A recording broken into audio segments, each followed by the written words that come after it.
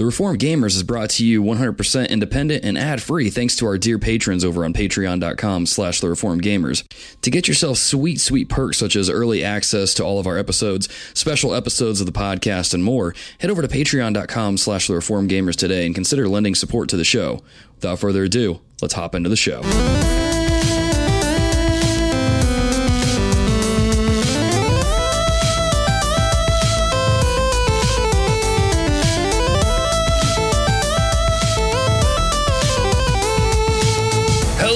Welcome, dear listeners, to episode 145 of The Reformed Gamers, the show all about theology, video games, E3 extravaganzas, rewinds, and anything else that I can think of. I'm your mildly under the weather host, Logan.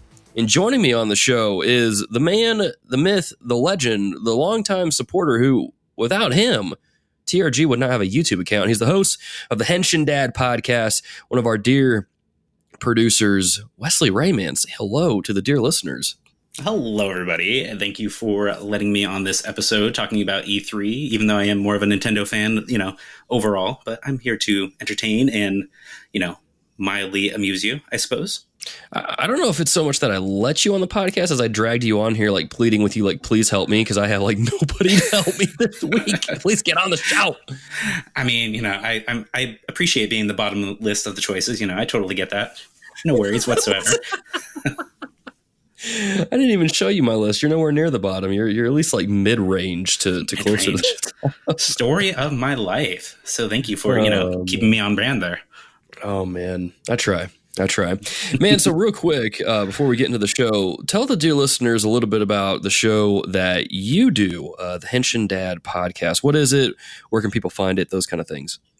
All right. So I've been preparing this little spiel for, many, many weeks now. So let me talk to you about this because I haven't been on the podcast since actually starting my own podcast. So a lot has changed for me other than, having a baby daughter. And, that's awesome as it is. But the Henshin Dad podcast is basically a short form show that I do, completely from my phone. This is entirely a mobile podcast where I just talk about various tokusatsu programming. And if you don't know what tokusatsu is, that's basically the Japanese word for special effects type shows. And it typically and more generically encompasses things that are very Power Rangers-esque. So live action superhero type shows, you got Power Rangers, you got Beetleborgs from the 90s, if anybody remembers that. You have Masked Rider and all of their Japanese counterparts, but as well as a lot of giant robot stuff and Godzilla as well, as I tend to get into it. And it's supposed to be a very family-oriented show where I just knock out topics, in 10 to 15 minutes. And it's kind of my passion right now, so I feel like I could talk about this for hours, but that's basically what I try to accomplish with that and try to make it really family-friendly. Right on, man. Well, and dear listeners, we'll put links to his podcast in the show notes. Man, that Beetleborgs mentioned there, dude, I forgot about that show, but I watched that show like crazy. It when I was growing up. Really weird and really unique, and I don't even know really what to say about it. I might even do a full review of the entire show because it is just so crazy, honestly, and what they did, because it is absolutely nothing like the Japanese show that they took from. It was really kind of interesting to see what was lost in translation and what was unfortunately gained in some areas. I'll have to look that back up and just kind of revisit that old show. Pretty sure it's actually on Netflix right now. Is it really? Yeah, I think the entire thing is on Netflix. So, for better or worse. I'll have to check that out. It might be something I wind up regretting, but it's always fun to revisit. That's 110% guaranteed that you will regret it, but it'll be, a bittersweet regret. Sounds perfect. I love watching old shows that I grew up with and realizing just how truly cringy they were, because they don't age well. But anyway, dear listeners, just a quick note. I'm back from camp finally, hence the reason why we're recording. And I'm a little under the weather because all my sinuses are just going crazy. I was up in the mountains for a couple days. Now I'm back in non-mountain area, just flat plains. And my sinuses are going crazy. So if I sneeze or cough or something, hopefully Skinner will edit that out. But if it doesn't, you'll have to excuse me. Without further ado, before we get into the show, a little bit of housekeeping here on the show. We got some new content up on YouTube that we released even while I was away. Got some new episodes of Fury up there. Got a video up on what is Project Nimbus, this mech kind of game on the Nintendo Switch. Spoiler alert, it's not that great. but you can go check it out and see for yourself and see what you think about it. It might be worth something holding yourself over until not Project Nimbus. That's the game I'm talking about. Until Daemon X Machina comes out. So we'll see how that goes. Got a few other videos coming out over there. Just stay tuned to youtube.com/thereformedgamers, and we'll put some more content up here over the next week or so. We got to finish Fury out, and then we got a few other videos lined up, like what is Yoshi's Woolly World. It's not Woolly World. It's whatever the new Yoshi game is on the Switch. That's going to be on there. A few other games. I think I'm going to do a Bloodstain video. We'll get some stuff on there. But yeah, youtube.com/thereformedgamers. But without further ado, let's get into the show. And because I'm short of breath and I can't talk very much, Wesley, man, what is it that you have been playing?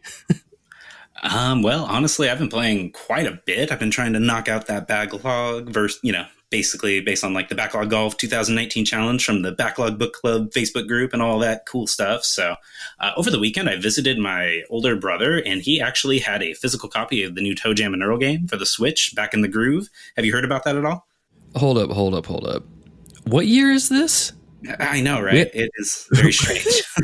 We have a new Toe Jam and Earl. Okay, tell me about this game, because I had no idea this had come out. It is functionally like a kind of reanimated remake of the original Toe Jam and Earl for the Sega Genesis, and it came out. I think Limited Run Games did a quick little sale of the physical copy, but it's also available digitally. I think it's around $20 to $30, and it basically is a beat for beat remake of the original Toe Jam and Earl game. Sold. I'm going to look that up after the show's over. I'm going to play that. That sounds awesome. See, you might say that, though, but what I have to say about that is not necessarily overwhelmingly positive about the games. Oh. I have to say, like, it being a remake of the original game, that was fantastic. And he and I were playing with the Switch Joy-Cons, totally flawlessly and everything. We were able to play co-op, and that was super fun. But there's just something weird about this game. I don't know. It feels like it's more of a quote-unquote mature reimagining of the game, which I think Toe Jam and Earl 3 was all about. That was on the Xbox, more like a... Oh, okay. I don't know. It felt like more like it was like a... Well, the animation alone is just kind of ugly, and some of the gross out humor that they added to the game, even more so than the original game, I don't know, it kind of put me off a little bit, because there's this point where, they eat cabbage and whatnot, and that makes you sick in the original game. But in this one, they actually take a few seconds to show you them vomiting the cabbage out, and I was like, that's really gross. That is really gross. Kind of disgusting. And some of the performances, like the vocal performances, I felt were a little bit not necessarily great, honestly, for this day and age, a little bit insensitive in some ways. So I don't know. It kind of rubbed me the wrong way, but it plays exactly like the original, pretty much exactly. You get presents, you sneak up on Santa Claus, you avoid, D&D members, I guess, is one of the new groups of humans that you have to avoid. And it's fun, but it only goes so far for me. I don't know, but your mileage may vary completely. Okay. Well, we'll see what I think, dear listeners. Stay tuned to YouTube. I probably won't put a video up. I don't want to put a video up of characters puking. Yeah, that was a little gross. I don't think there's necessarily any language, though, so that helps a little bit. I don't remember anything specifically, but other than that, I've actually been playing and replaying some titles, or all of the titles basically, in the Earthbound/Mother trilogy. And I don't know if you've necessarily played Earthbound, have you? No, I did. Isn't what is that game called? It's not Stardew Valley. It's the one with the little girl and the cow lady. Undertale. I played that. Is that in the same vein of it?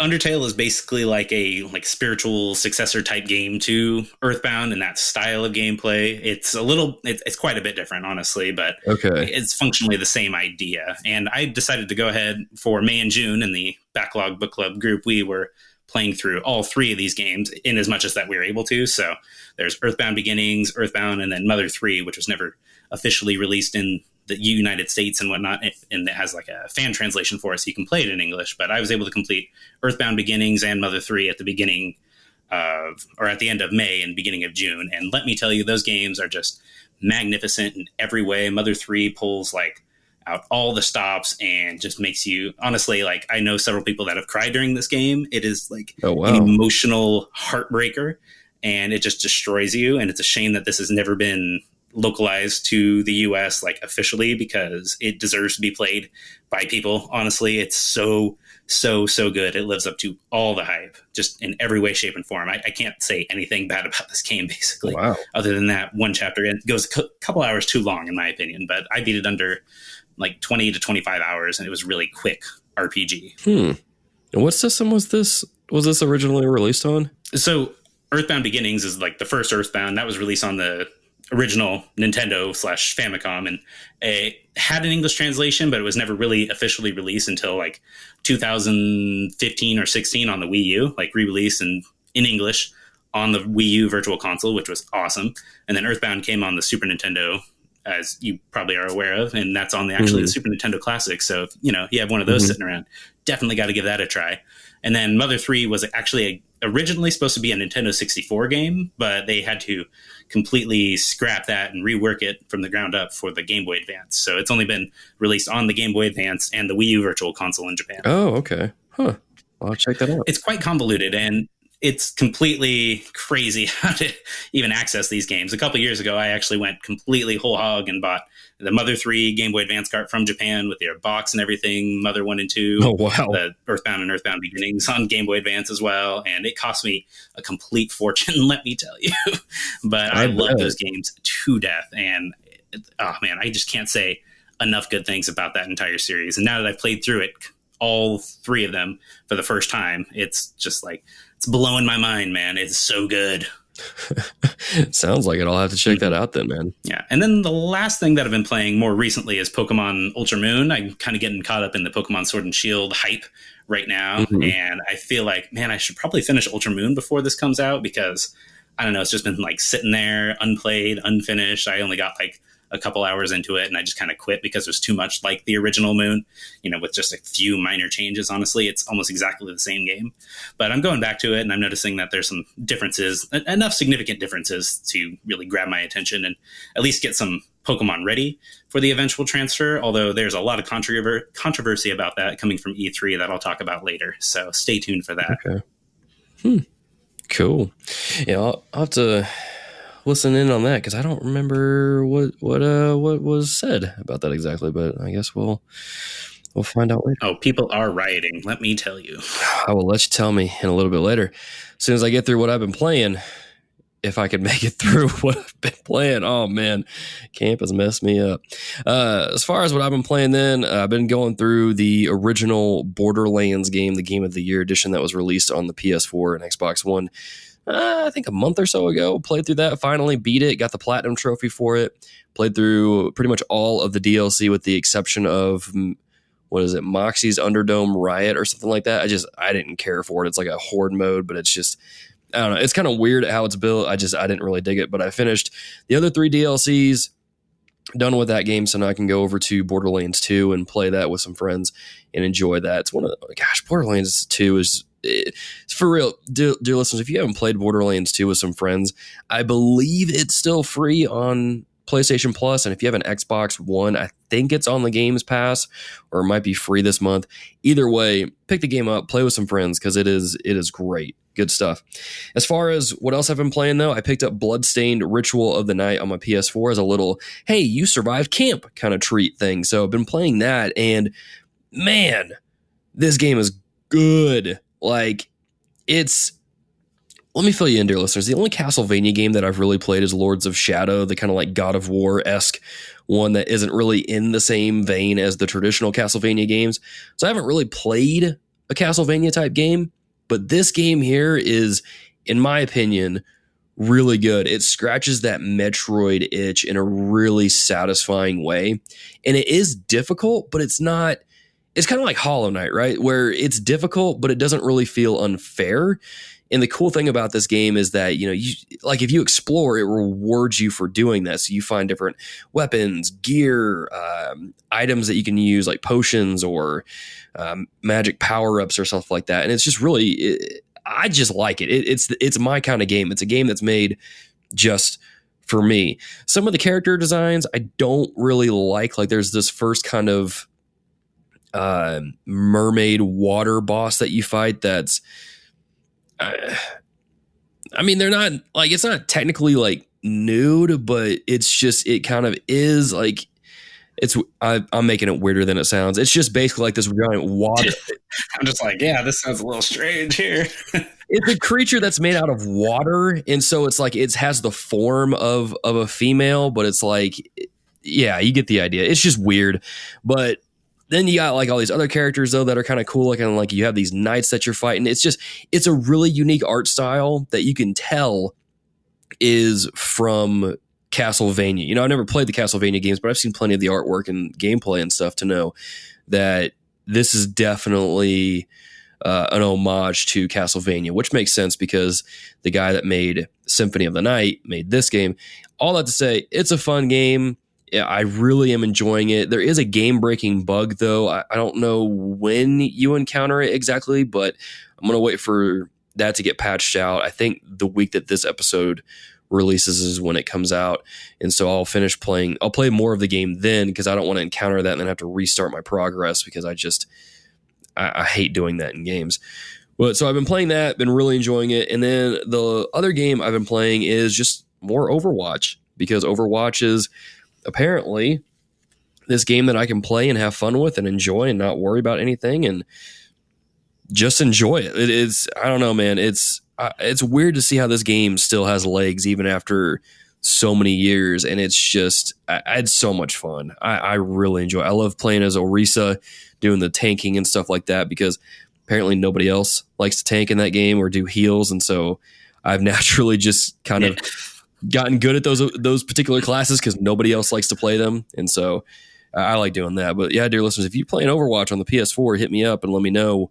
And we'll play and squad up and do all that and get some surprise mechanics, as EA calls it. They're not loot boxes. They're surprise mechanics. I really do need to pick that up again, honestly, because I started it up and I played for maybe an hour or two. And for some reason, it just totally forgot about it. It's like just sitting in my closet waiting to be played again. And it's like, by all rights and reasons, I should like this game because its aesthetic just totally like appeals to me in every way, shape, and form. So I'm just too lazy, I think, just trying to get online and actually like, I don't know, talking with people because I'm, an antisocial person, obviously. Sure, so, yeah. Dude, you got to get on it, though. I don't know. I definitely want to pick it back up. Yeah, man. Me and Nate from the Backlog Breakdown podcast play, so you should get in on that, and then we'll all squad up. I almost said scroop up. My brain. Words are hard. We'll group up, and we'll play, and I'll provide the tanking and stuff. So that's what I've been playing. Let's get into what have you been reading, Wesley? Man, what have you? What kind of books have you had your nose into as of late? Well, one that I just completed yesterday, I think is like right up your alley because I saw your Goodreads review for it, and that's Fahrenheit 451. Love that book. It's one of my favorite books. Yes, and I can definitely see why people consider this a classic. It was just really well done, and you could really I was listening to it via, Hoopla, the little digital library lending service through an audiobook, and the narrator was just so great at like coming at you and like really playing into the characters very well. And like when the big like fire scene happens with, the big crossroads for the character and whatnot, I'm not going to spoil anything, but it was like really visceral sounding, honestly. And the way he like played it up, and I was like, oh my goodness, I can't believe such and such a thing just happened. And it was really good. I have to say though, like, again, not getting into any spoilers, I wasn't really sure what happened by the ending. It just kind of felt like it really set up this huge, like big premise. But the ending kind of just fizzled out, and like it left room for like sequels, I guess, possibly, because there are like other supplementary books I hear and stories taking place in the universe. So I don't know exactly, but I'm definitely interested in keeping with it and discovering all these different supplemental stories, because this seemed like just a really interesting universe and storyline, and definitely like super, super relevant to the time and place we are now. So I really, really enjoyed it. And I've been trying to make my way through a lot of classics this year. So I'll be working on that. Real quick, fun fact about that book is that it's one of the few books I read in high school that we were forced to read that I actually wound up enjoying a lot. And I actually drew a full page like comic book spread kind of thing of a particular scene in that book for a project we had, and that book is so good. That sounds so awesome. Yeah, it was fun. But yeah, dear listeners, check that book out if you haven't yet, because oh man, it's pretty short too, isn't it? It's like 100 some odd pages. The audiobook was only like 5 hours long. I figured I could just, knock this out while I'm weed whacking. And it was great. It had me gripped. I kept weed whacking long enough so that I could actually finish the book. So that tells you a lot about, how highly I put it in my mind. So another book that I was reading, it was a little children's book, since it's summer and I'm a teacher. So I have to keep on, different books that are coming out. And it was called Augustine, the Truth Seeker. And it's like a little Christian, for kids or young adults and teens and whatnot. And it's basically a biography of Augustine. And what really impressed me about it was that it was really short, like 120 pages long, but it really delved into his life, really in depth, and even gave you a lot of information about, I think it's the Manichaean controversy that was happening at that time and how he was swayed by them and came back from them. And it was a really nice condensed history of Augustine, from birth to death, and slightly dramatized at points, but definitely really interesting. So I think I'm going to go ahead and look through the series. I think there's also a book for St. Patrick and whatnot, and possibly for Martin Luther as well. So this just seems like a good series to go through. A little bit of light reading so that I'm not, delving into 1,000-page theological treatises all the time, as I do. Yeah. And then the last thing that I've been reading, and sorry, I couldn't choose just one of these books, but the Power Ranger comics are coming to a head. A really big story point just happened, continuing off the Shattered Grid announcement and that whole storyline that happened, months and months ago, I think even last year at this point. And they're finally bringing in the White Ranger and Lord Zed, and they have a concurrent series going that focuses on him as Tommy as the Green Ranger. And it's just really, really good stuff. And it's unbelievable what they're managing to do with all of this Power Rangers comic universe. It's the best thing they've ever done, honestly. Yeah, I still need to get caught up on those. You sent me the first volume, I think, a while back, and I just need to get more caught up after those issues, because I just need to get caught up. It's wonderful. The main series has almost 40 issues now, and the secondary series, the supplemental one that takes place before the Green Ranger, is about 20 issues now. So it's not too bad, and you can get them digitally for either really cheap on sale or even free in some circumstances. So I would say definitely check it out if you haven't already. Yeah, I'll have to do that, because got plenty of time now that camp's over, so I can do that. You basically work just one day a week, right? I mean, that's really what it is. That's all youth pastors do. We only work one day a week, and then we just play video games the rest. Exactly. Oh man, that's funny. People ask us all the time, "How do you guys have enough time for this?" Well, I only work one day a week. That's how I play so many games and read so many books. Oh, that's not true. That's not true. As far as what I've been reading, honestly, nothing. I know that sounds bad, but with the whole week just leading up to camp and then coming off of VBS and doing all that, I haven't really had a whole lot of time to just sit down and read.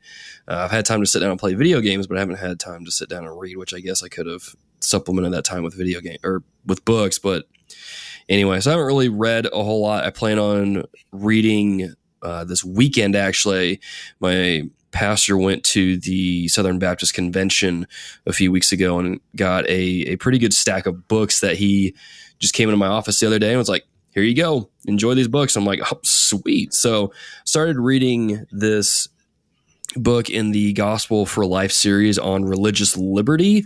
And I was like, I don't really I know what religious liberty is, but I'm curious to know what kind of biblical evidence or support there is for that kind of, it's not necessarily a doctrine, but just kind of law. And so I'm going to hopefully finish that up this weekend, because it's only about 100 pages, and see kind of how that is. But that's mainly what I'll be doing this weekend, is working on that. One book I do want to finish this summer is called Thinking Fast and Slow. I don't really know much of what it's about exactly. I mean, I know it's about thinking and how people can think fast, and people tend to think more slowly and they need more time, but that's really just all I know. So those are the two books I plan on getting into, and hopefully in the next episode, I'll be able to discuss those a little bit more, but that's really all I've got. So without further ado, let's get to the topic of the show, which is E3 roundup, rewind, whatever it is. We're going to talk about some of our highlights from E3. We're not going to be able to cover everything because if we did, we would have a 4-hour episode and would be here forever. And because I'm having trouble breathing and I can't keep, talking, that ain't going to happen. So it's what okay. we'll do you can is just keep podcasting from the hospital, right? That's pretty easy to do. Yeah, I should be able to do that. They have good Wi-Fi up there, right? I'm sure, yes. They probably don't. Let's be honest. But yeah, so what we'll do is we'll just go over some of the things that stood out to us the most, some of our favorite moments of E3, and go from there. And as always, dear listeners, if we miss anything, let us know on Twitter at TRG Podcast, in the Facebook group, on the Facebook page, all the places. Let us know some of your favorite moments of E3 if we don't mention them here. Now, Wesley, man, since you are the guest of honor, what is your first highlight of E3? We'll just kind of ping pong back and forth. You name one, I'll name one, and we just go back and forth, and then we'll kind of arrive at the end when we do. As you do, yes. So anyway, I think we might as well get the big one, completely out in the open right now, and that is that Nintendo indeed released the trailer to the sequel of Breath of the Wild 2. Sadly, it was not subtitled as The Deep Breath of the Wild, which, is... It's coming, though. It's coming, though. Huge bummer. Yes. But that trailer, did you have a chance to watch that trailer? Because it was magnificent, in my opinion. Oh, yeah. I thought, here's the thing. I thought it was new DLC that they were going to release. I was not expecting them to announce a brand new entry into this kind of series. I was surprised that it was a whole new game, but I remember reading that it's a whole new entry into this particular series because the developers just had so many ideas they couldn't fit it into a DLC pack. And I was like, whoa, what are they going to do with this game exactly? So I saw it. I was all hyped, speculating with some friends as to who that guy is.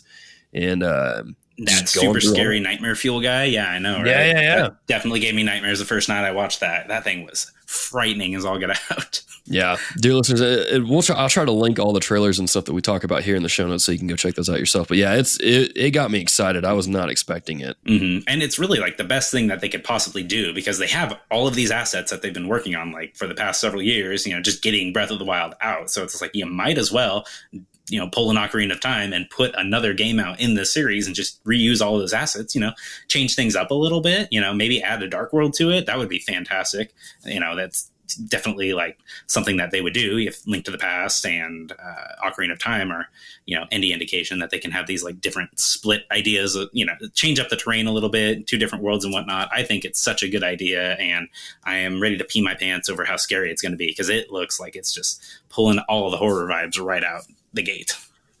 And that's kind of what I'm hoping too, because I was thinking about that too. It's just well, wait, if they just reuse the same world as they did in the first game and add stuff in a dark world or something like that, then yeah, they could really crank this thing out probably by next year. I would think if they have everything in place already. So I'm excited for it. I mean, I like Breath of the Wild. I don't like it as much as listener of the show, friend of the show, Jonathan Steele, who's put over close over I think 500 hours now into that game. So that's insane. Oh my goodness. He plays that game a lot. But yeah, I can't wait. I'm excited for that. And hopefully they add a hook shot so that even Nate can be, super, super pleased with this game. And as long as they have that hook shot, I think they got a winner right here. To be honest, I'm kind of secretly hoping they don't add a hook shot just to mess with him a little bit. Or if they do include it, it's a $5 piece of DLC that you got to buy. There you go. No, $49.99 hookshot mode. There you go. There you go. Boom. There you go. Oh, man, that would be hilarious. So one of my highlights is the thing that has just become a meme across the entire internet is Keanu Reeves showing up at the Xbox conference for Cyberpunk 2077. The thing is with Cyberpunk is that it looks cool, right? There's no doubt about that. It's a cool looking game. But the fact that they put in Keanu Reeves just kind of puts the level of cool to a whole other degree that I don't have an adjective for. And just Keanu's entire stage presence was just so endearing. And it's he doesn't even know how big of a star he is. And he's just enjoying it and enjoying life. Oh man, it was cool. I was not expecting that, but man, that reveal when when he shows up and says like, wake up, whatever, we've got a city to burn. And then he kneels down and takes the sunglasses off and you see him and you're like, wait, what? That was really cool. That's a game that I wish, and I know it's not going to have it in there, that I wish had some kind of content modifier so you could disable. I know, like, right? Because it looks so cool. It does, and I would love to play it, but I don't know if I'm going to be able to. I don't know. We'll see once we get more information. Well, we got a lot of information. I don't know. Either way, that was a cool moment. I was not expecting Keanu Reeves to show up, and he showed up, and I was like, "This is legit." So that's my first highlight. Okay, so my next one then would be the reveal of not one, but two new Smash Brothers characters. And that would be the hero character from Dragon Quest, well, the entire series, as well as Banjo-Kazooie. Now, I don't really have as much of like an emotional attachment to Banjo-Kazooie, but seeing those Dragon Quest heroes, and not only the one from Dragon Quest 11, but also 8 and the other two, that just like, oh my goodness, hearing that music, seeing those slimes on screen and whatnot, that just like tugged at this nostalgic heart that I didn't even know I had, honestly. And I am just so pumped to be able to play as him, because not only is he like a normal swords guy, which is, give or take, you take him or leave him. There's a lot of swords people in Smash Brothers, but the fact that he can also use magic from this little pop-up menu, that is definitely what sold me on this character. And I think that's going to be super fun to play as him.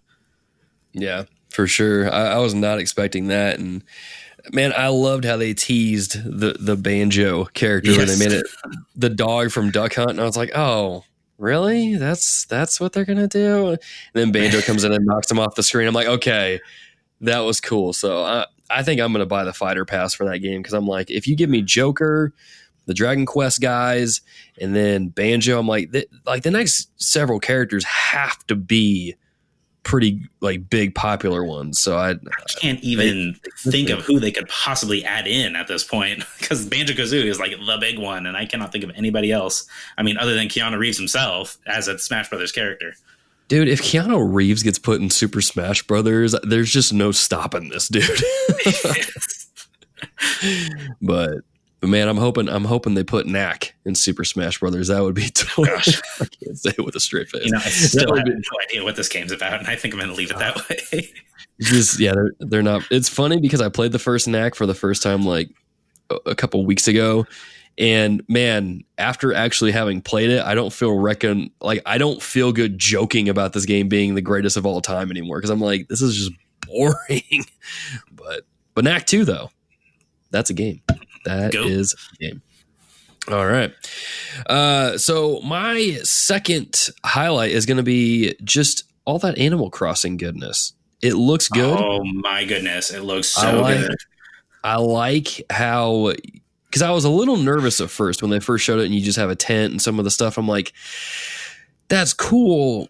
But like part of my whole thing with Animal Crossing is getting a multi-leveled house and decorating it with Metroid gear and all that stuff. And I was like, am I still going to do that? And there was a point in the trailer where it showed you with a house and you could like build a stone walkway and have a garden and all that stuff. And I was like, yes, that's what I want. That's what I want. And it looks like there's 8-player multiplayer. I don't know for sure. I didn't get to watch the treehouse afterwards, but man, that would be rad if just a group of us from TRG could get together, have our own little island, and just play there, wreak some havoc on some stuff, and just mess with the villagers. I'm excited, man. I'm a little disappointed that it got pushed back into next year, but at the same time, that just means I'm going to get a really good Animal Crossing game. So I'm okay with waiting, because there's plenty of games to play this year anyway. So it's just, it's fine. But yeah, and the fall and winter time are so loaded down at this point. It's just like, oh, this is actually kind of a blessing in disguise, because I am going to be bankrupt by, the time Link's Awakening comes out and everything. It's like everything from September to December onward. That's exactly it. My wallet will be lucky if it makes it through the summer without getting wrecked from Marvel Ultimate Alliance and Fire Emblem and Crash and Mario Maker. And so I geeked out over the Animal Crossing stuff. I was, love it. I want to say I want to see more, but at the same time, it's like, it's Animal Crossing. Nintendo already has my money. Like, I'm going to get the game, but yeah, I can't wait. I'm excited for that one. I loved seeing that. Yeah, it looked pretty awesome, honestly. And I just like, having that many people being able to like work in your village and whatnot, that just looks so good. And hopefully their online system's like totally like figured out by that point so that you can like freely chat with people, because that would just be like the icing on the cake, honestly. Yeah, for sure. For sure. So now the next one, while I am mostly a Nintendo guy, this might be surprising to people, but that whole announcement with Project Scarlet from Microsoft, I have to say this actually gets me interested in possibly owning an Xbox console for myself. Really? And yeah, it's so weird because I have just like, I never had my own console. I've always, bummed it off of friends and whatnot, or my brother, but I've played like quite a bit on, the original Xbox and the Xbox 360 with my cousin and my brother. And I had a lot of fun, honestly, with it, but I've never had one for myself. But just like, really the big thing that clinches it for me is that promise of it actually works with thousands of games across all 4 of their generations. And that's just like, that is exactly what we should be striving for in this industry. Just complete backwards compatibility with everything that's come before, in as much as you can. And because, there's a lot of great exclusives to Microsoft, like at least in their past library, like being able to play Blue Dragon for the first time and actually like get through it. That just is really exciting to me. And if they have any of their arcade stuff that's still around, I don't know, what the servers are like for that, but just being able to play some of those old Xbox games or even some third-party games that are actually on the Xbox, that just sounds like really exciting to me. And it might actually be something I go ahead and pre-order. And I've never, like I said, I've never owned an Xbox system for myself, but this actually got me really excited just to know that you got, what is it, been like almost 20 years since the original Xbox release, and you have all these games that are going to be available to be played on it. That sounds excellent. Just excellent. Yeah. That would be cool to bring all those games over. My thing with that is like, I need to see the box and I need to see games running on it. Like it's like what they did last year. They can talk about the specs and all that jazz, like until the cows come home, but I've got to see games running on it. I've got to see it in action and all that. But I hope this is Xbox's true return to form, because you can ask my wife, you can ask close friends. I miss the days of the Xbox 360. That was my system growing up, or at least in college. I don't know why I said growing up, but like, that was weird. I love the Xbox 360, man. That was a great system with some really great games on it. And I hope that this next Xbox is that and more, but we'll see. We'll see.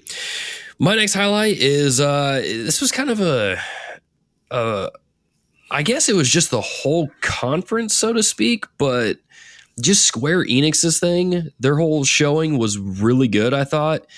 But the one that caught me off guard, yet it was the one that I was hoping would happen, is the Final Fantasy VIII remaster being announced and coming out later this year. And man, I know there's some people out there that don't like Final Fantasy VIII. That's fine.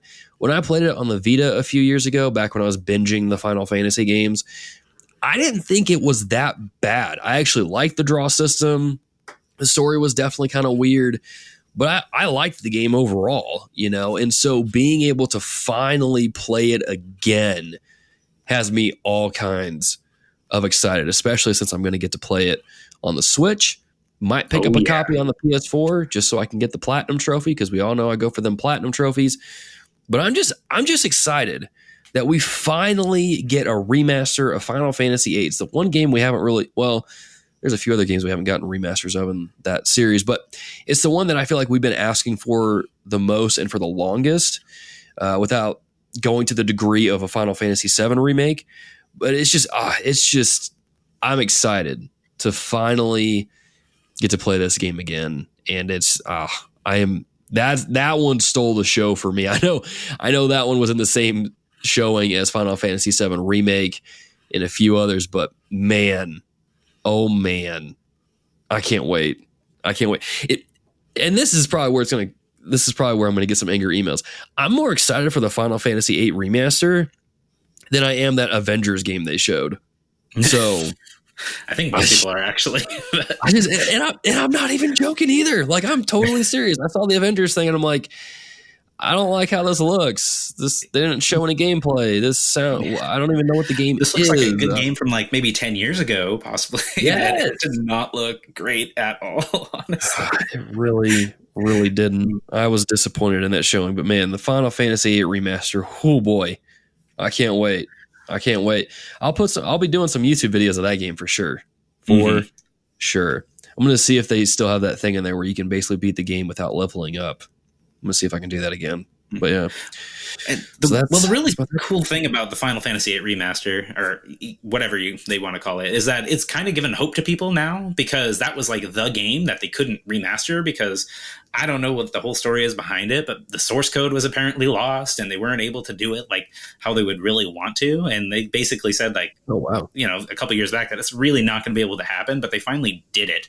And seeing that along with like the Secret of Mana collection really gives me hope that they'll actually bring in a lot of those Nintendo and Super Nintendo Final Fantasies as well in some kind of interesting collection. Because if you saw anything from the Secret of Mana collection, like they basically brought in those 3 games, the 1 Game Boy game and the 2 Super Nintendo games, playing in a perfectly nice looking emulated fashion.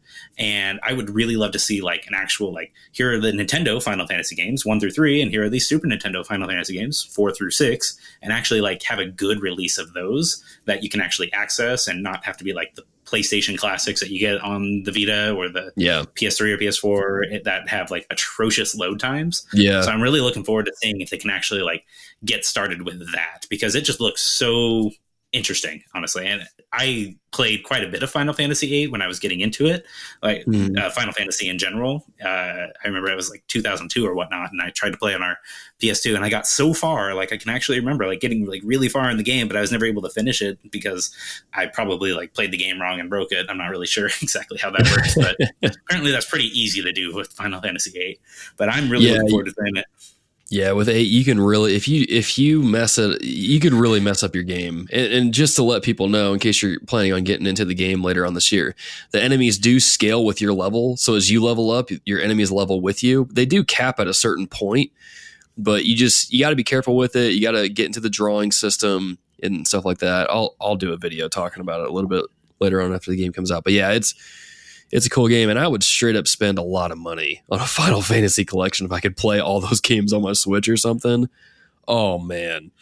Square Enix would be making a lot of money off me. That's for sure. That is for sure.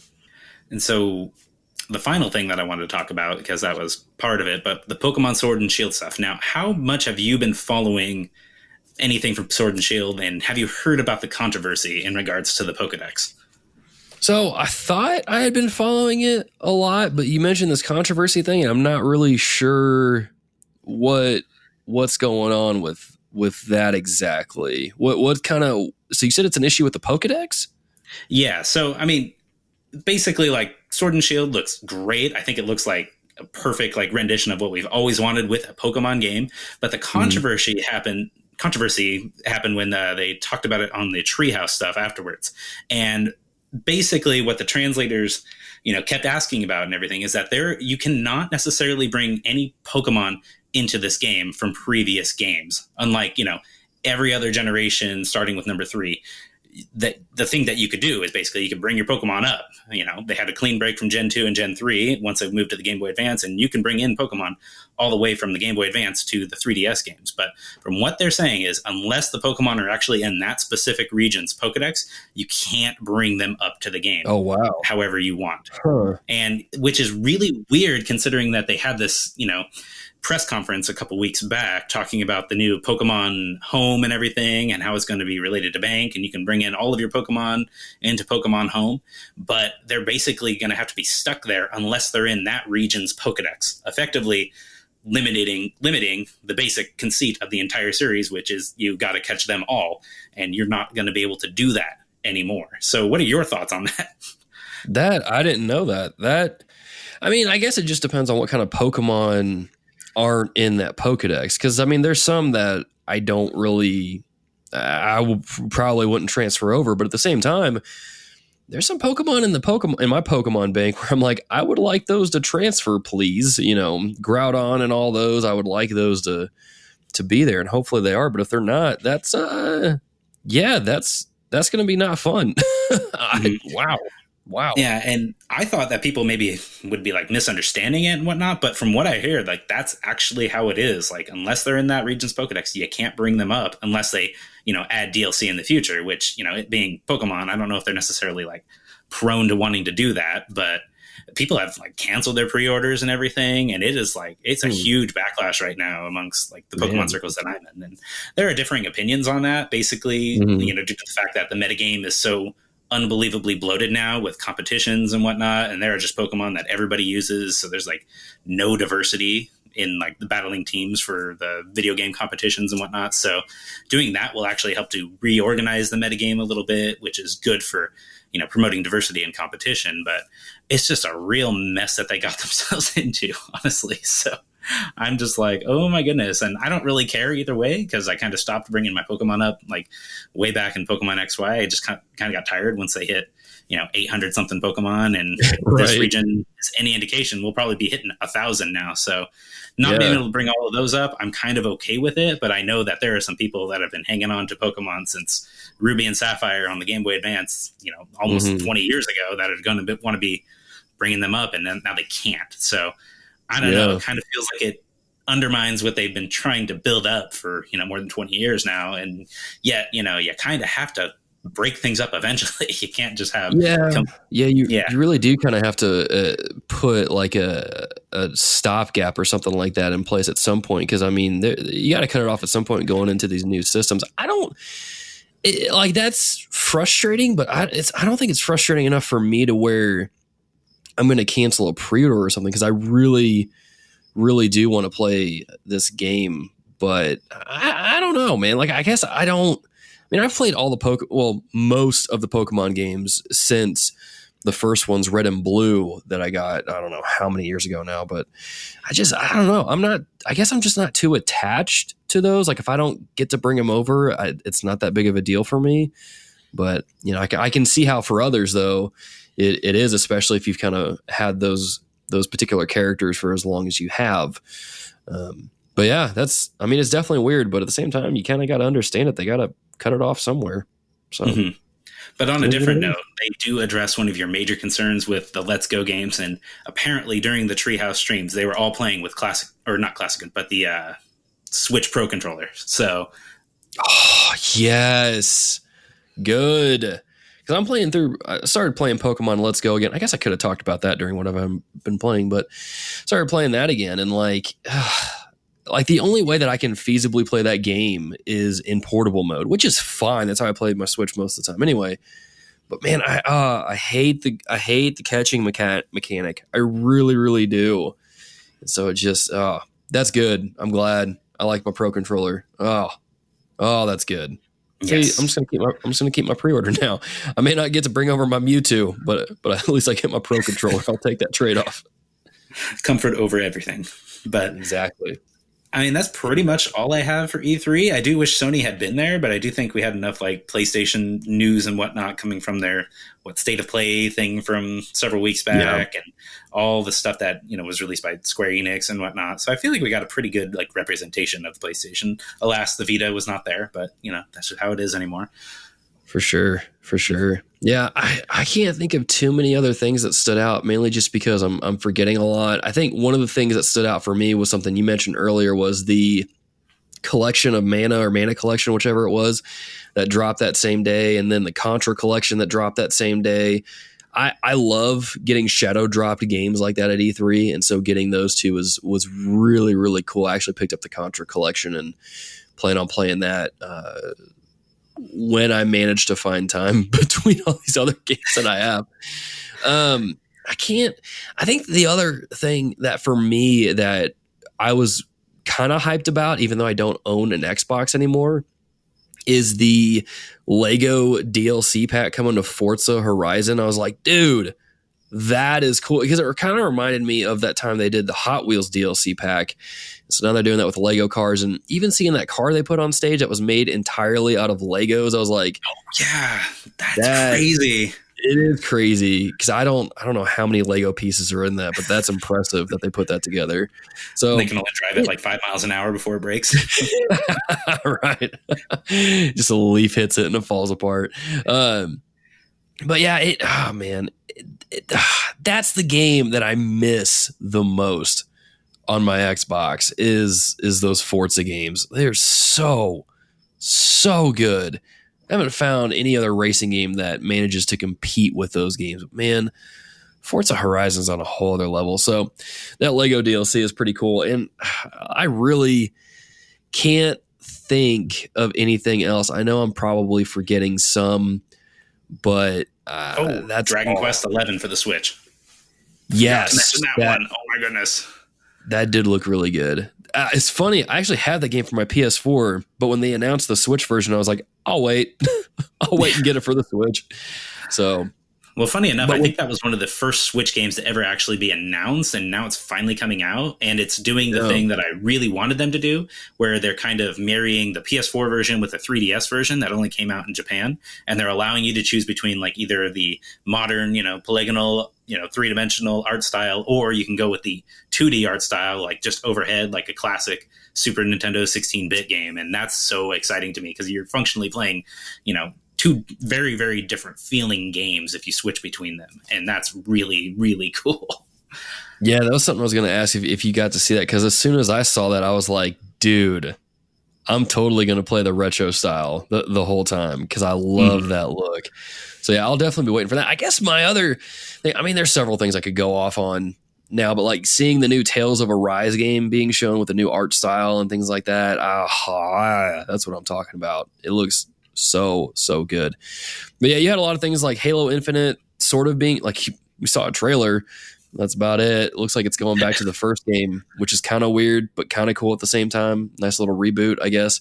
But there's a few other things. I guess we could talk a little bit about the Final Fantasy VII remake. Did that stand out to you, or were you just kind of like with that?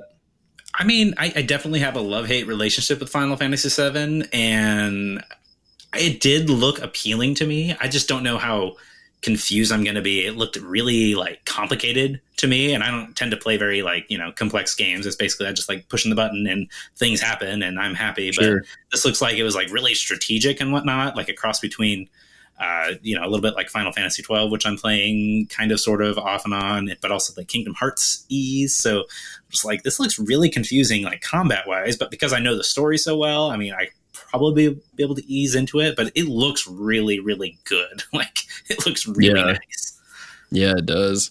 I like how they mentioned with that game, they're still keeping the active time battle. And so it'll like build up as you run around and kind of like do some attacks. And then that allows you to open up to other attacks when that gauge is full. And I'm like, oh, that's kind of cool how they're keeping that in. So yeah, it looks amazing.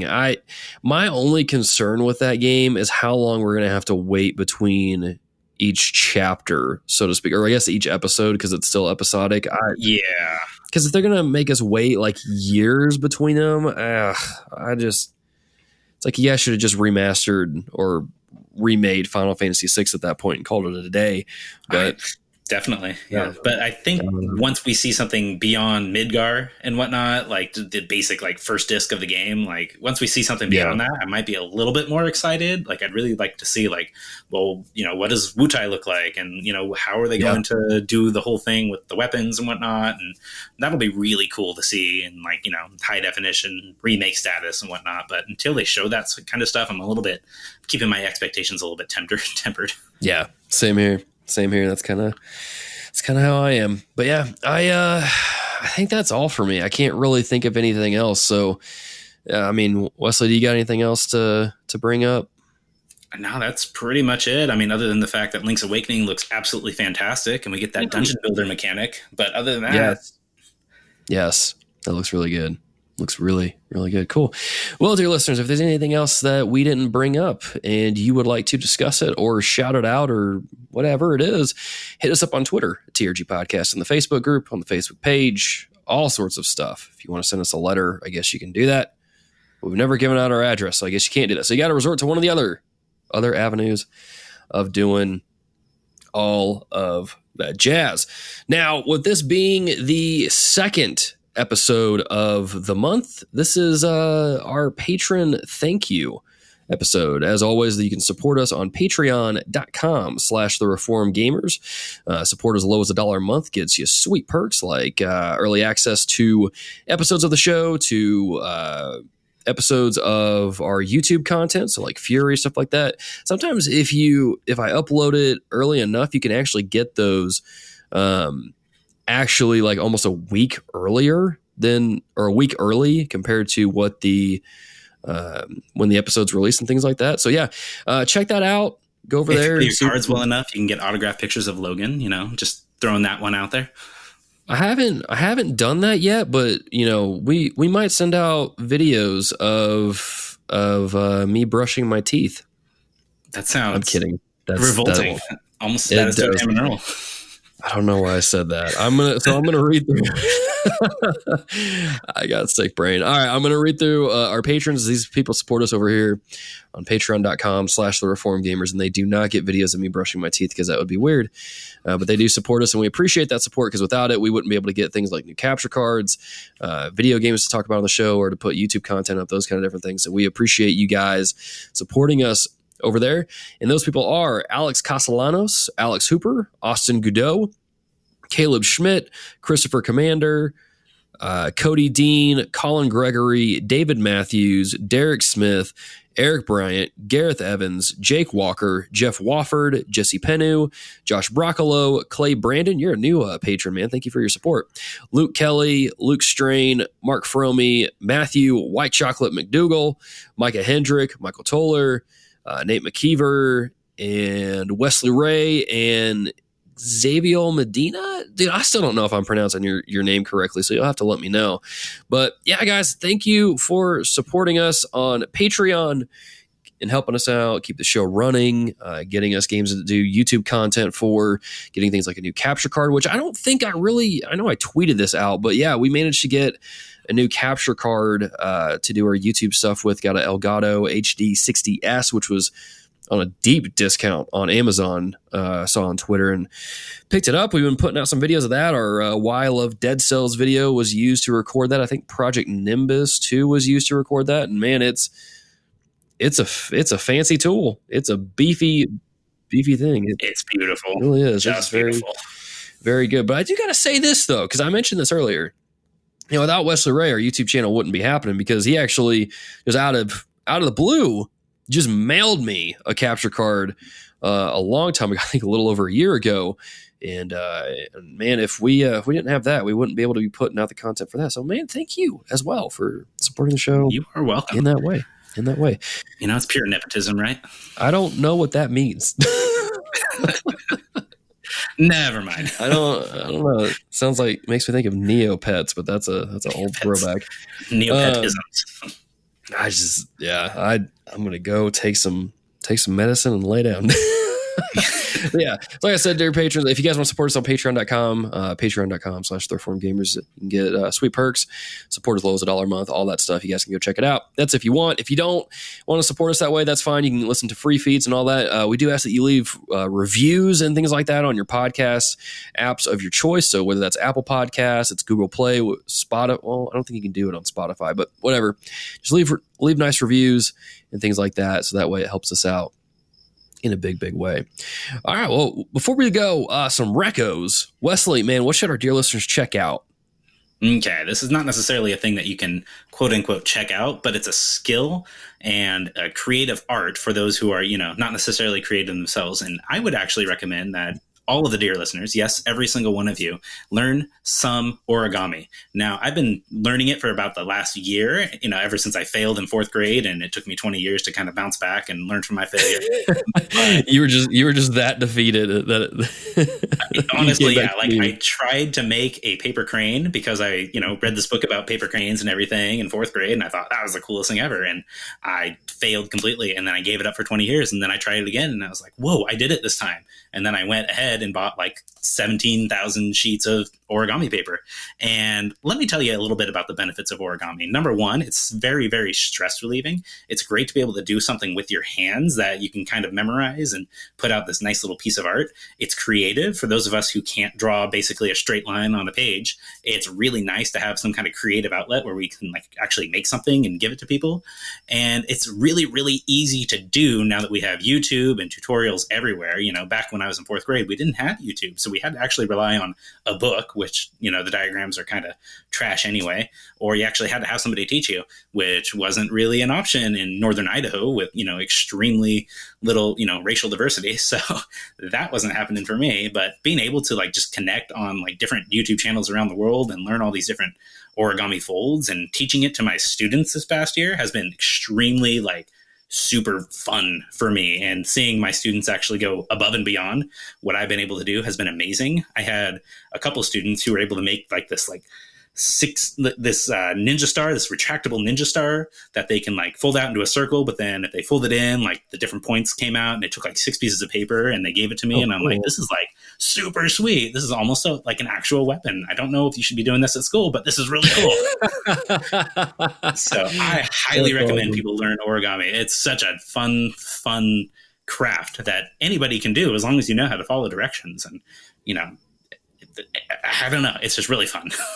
I'll have to check that out. I was in a similar position where we tried learning it in like 4th or 5th grade, and I was terrible at it, and so I just kind of gave up. I might get into that again because some of the stuff you can make doing that is pretty cool. So yeah, right on. Dear listeners, my recos for this episode are download the GG app so that we can keep track of all those games you want from E3. I've already added all mine in there. I think I tweeted that out a few times. You guys can go check that out. Yeah. Great little app. I know the creator, Charles Watson, so I guess you guys can take that record with a grain of salt. But hey, it's a great app if you want to keep track of your games, your backlogs, those kind of things. Especially if you're a completionist, it does a really good job of keeping track of the games that you complete too. So go check it out. I'll have links to it in the show notes here for both iOS and Android, so you can check the app out for yourself. I'll even put a link in there for the website. I definitely agree. I've been using it a lot more lately to track all the games that I've been doing. And I've actually been able to complete like 20 something games just because I've been like going through and, you know, checking out my list and being like, okay, what can I do here? What can I do there? And I've done 20 games this year, which is like unprecedented for me. So it's been really nice to have like just the list available to me. Yeah, man, you've been going hard on that. Yeah, it's a great organization tool. Really have been enjoying that app. So yeah, that's the GG app. And then my second reco is, at this point, Logan recoed something that he should not have. We apologize for any inconvenience this may have caused. We ask that you would please continue to listen to the end of the episode and just ignore this little section. Thank you, and enjoy the ending of the show. I'm on sick brain. So if you'd like to interact with us on Twitter or anything like that. This week you recommend allergy medicine. I recommend allergy medicine and not doing a podcast when part of your brain is dealing with sickness. So I've already plugged Patreon enough. If you guys know how that works. If you want to follow us on Twitter at TRG Podcast, feel free to do so. We've got great polls going up all the time. Like if you want unlimited pizza or tacos for the rest of your life. I'm still surprised that tacos is winning on that one. I thought pizza would win, but man, it's bizarre. It's the closest poll we've ever run. There's a lot of people that have a lot of opinions about pizzas and tacos, which is good because I do too. I like both, and I will eat both at the same time. But yeah, so follow us on Twitter, TRG Podcast. You can like us on Facebook, or you can join the Facebook group, or you can, what else do I have on here? You can follow us on YouTube, youtube.com/TheReformedGamers. Hit that bell icon so you never miss a notification of an upload or a premiere of a brand new episode and things like that. And if you want to keep track of everything content related, that's TRG, you can go to thereformedgamers.com so you can see show notes for YouTube episodes, reviews, show notes. Lots of things are going up throughout the month, so go subscribe there and get locked in and you'll be good to go. Wesley, man, thank you again for joining me on this episode, man, and helping me out. Appreciate that. Yeah, it's been really fun. And I was actually on a podcast a couple weeks ago talking about my E3 predictions, and I completely bombed all of them. So it was nice to see how wrong I was. But, that's pretty fun now. Talking about games. I like games. You like games. We all like games, right? True that. Dear listeners, I'll put links to Wesley's podcast as well in your show notes if you want to go check that out. That is in there for you. Now I'm off to go take some medicine, get some sleep, and hopefully get my mental capacity back to normal, I'm losing it. So, dear listeners, again, thank you for listening to this episode, putting up with my craziness. And until next time, GG and amen. Thank you for listening to this episode of The Reformed Gamers. The following people are supporting us on Patreon at the producer level or higher, and we'd like to shout them out right here, right now. Those people are Alex Castellanos, David Matthews, David Skinner, Eric Bryant, Gareth Evans, Luke Strain, the Jet Islander Podcast, and Wesley Rea. Thank you for your support, keeping the controllers charged, and encouraging my addictive habit of getting platinum trophies. GG and amen.